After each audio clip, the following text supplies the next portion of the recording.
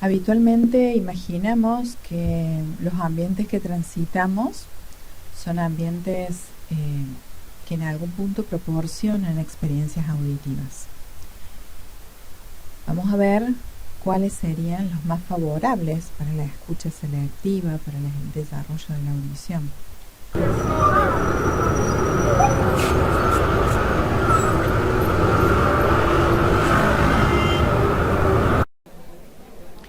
Por ejemplo, este sonido que está acompañando el relato permite reconocer que si bien hay ruido circundante, este ruido permite ingresar las señales del habla del interlocutor con buena comodidad, con jerarquía, con realce. La figura, que es la señal del habla, y el fondo, que es ese murmullo, reconoce la posibilidad de que ambos coexisten como un mismo elemento, como una misma existencia, en la cual uno se subordina al fondo y otro a ser figura. Y la persona que escucha puede rescatar, analizar, procesar la señal en cuestión.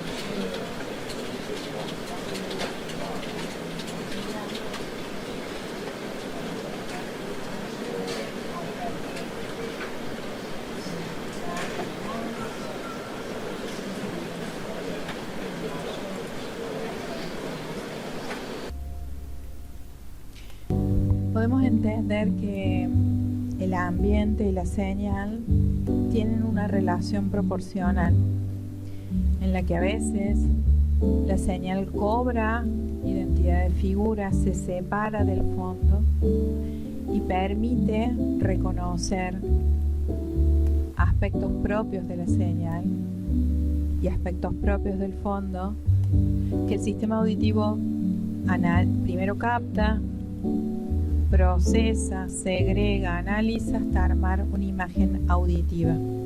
Y la va a armar de los dos elementos, del fondo y de la figura.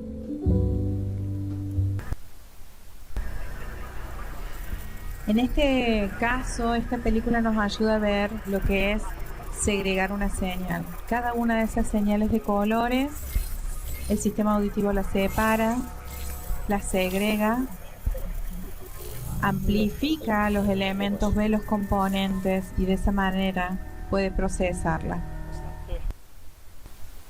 Con esto queremos decir que no solamente el sistema auditivo tiene que valerse por sí mismo para ser el productor de una información auditiva, de generar una escena auditiva contundente, portadora de información y demás, sino también los entornos pueden ser nocivos, como por ejemplo en una fábrica con niveles altos de ruido que puedan afectar la audición, ser desfavorables para la comunicación interpersonal y por lo tanto volverse territorios adversos para rescatar el sistema auditivo una señal. Las señales estar absolutamente degradadas incluso en un momento de silencio.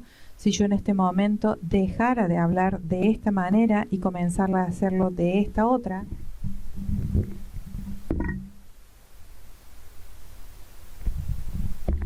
es decir, ustedes no tendrían la certeza de que yo estoy portando una señal plena, absolutamente articulada, pero que al bajar tanto la intensidad la pongo adversa para ser rescatada. Pero estábamos en el mismo territorio en un entorno favorable, porque había silencio previo o prevalente. La señal se jerarquizaba.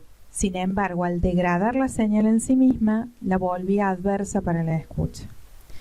Y encuentro también otros entornos que son favorables, en donde el ruido de fondo es adecuado para que la señal emerja, cobre relevancia y se vuelva protagónica de ser procesada por un sistema auditivo competente o permeable, básicamente. Existen muchos argumentos, entonces, para entender que no solamente tenemos que aprender desde lo fonoaudiológico cuestiones propias de la audición, sino cuestiones relacionales que la posibilitan en términos fisiológicos, pero también que la desarrollan.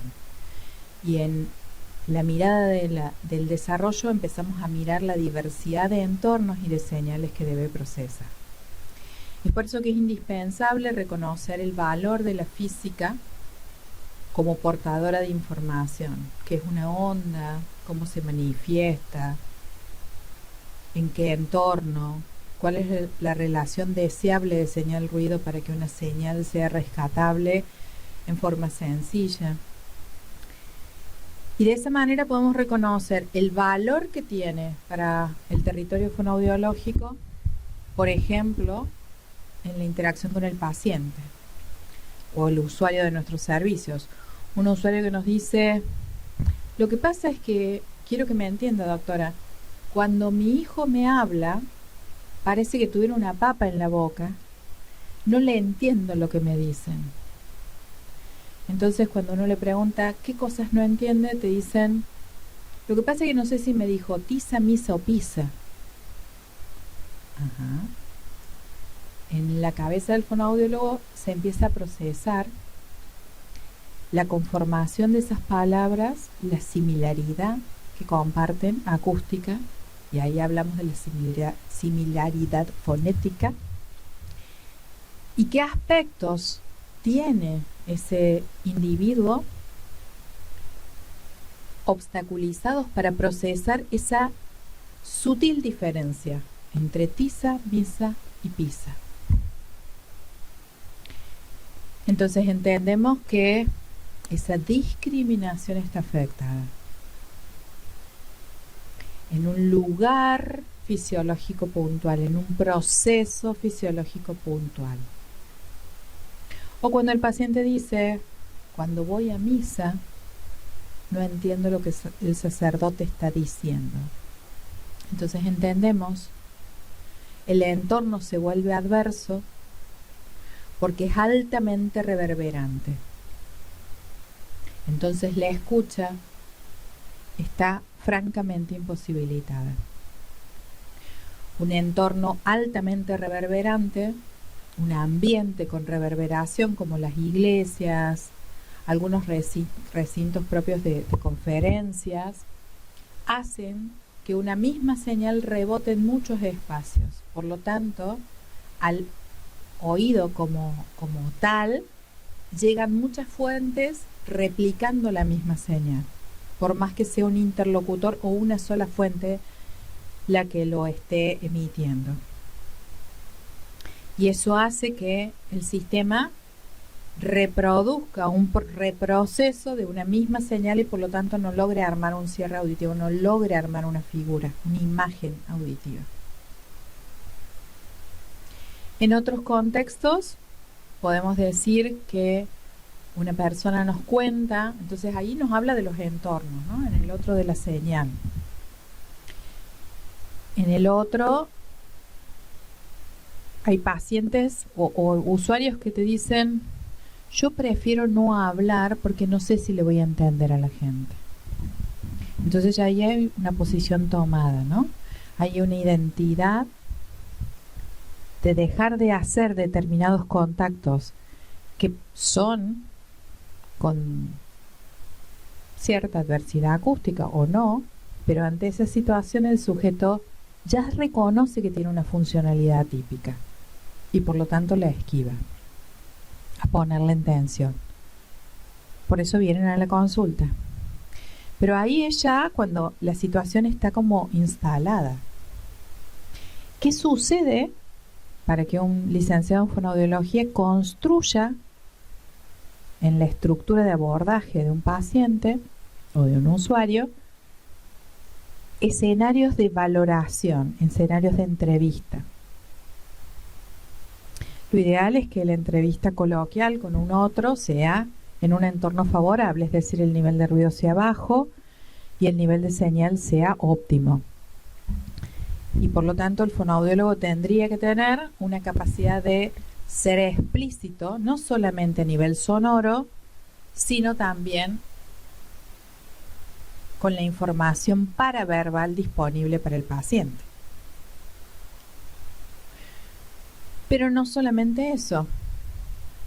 En algunas situaciones entender que hay procedimientos que vamos a realizar y vamos a aprender a realizar, y que en algunos casos, a pesar de ser silencioso el ambiente que se le propone al paciente, la señal se vuelve adversa o dificultosa de ser procesada porque el sujeto tiene fallas en su permeabilidad acústica, auditiva.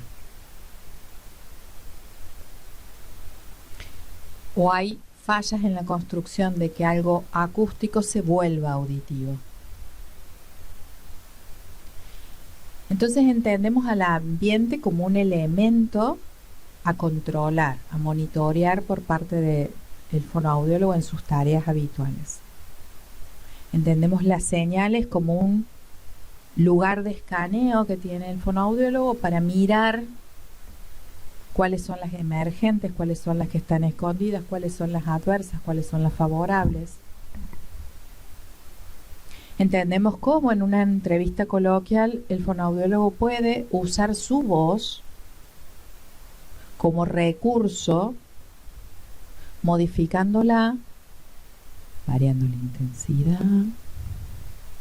quitándole presencia, para que el otro la sienta como adversa, para que el otro ponga en situación su escucha. En tensión, decimos habitualmente. Entonces, el ambiente no solamente es algo a no considerar implicante, sino que, por el contrario, tenemos que entenderlo en qué situación se dio, a qué reaccionó. Recordemos que la audición como sistema aferente, principalmente, es un sistema de entrada. Las salidas comportamentales, las conductas auditivas son todas conductas socio o motores sociales. Un niño que está durmiendo ante un ruido intempestivo que se despierta es una acción, un comportamiento sobre lo auditivo, pero yo no vi su audición, yo vi su reacción.